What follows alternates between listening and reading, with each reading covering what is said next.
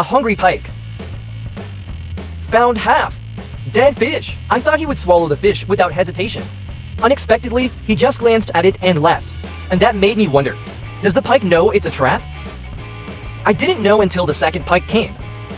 It's not the pike that knows it's a trap, but they are interested in this half. The dead fish is not interested at all, so Kawanishi immediately replaced a dead fish.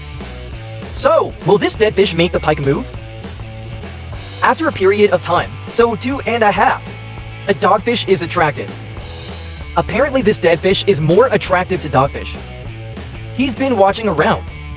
At this time, Guyu's heart has already set off waves. I long to swallow this delicious little fish in one bite, afraid that there is danger lurking behind. Don't eat it and you can't bear the deliciousness of this mouth.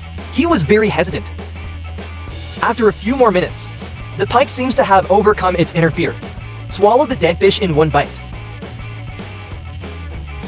When he was about to leave after eating and wiping, but found that he was bound by something. And at this time, Chuan West also quickly dragged the pike back. And the pike eventually didn't get away. The iron pot and green onions in Kawanishi's house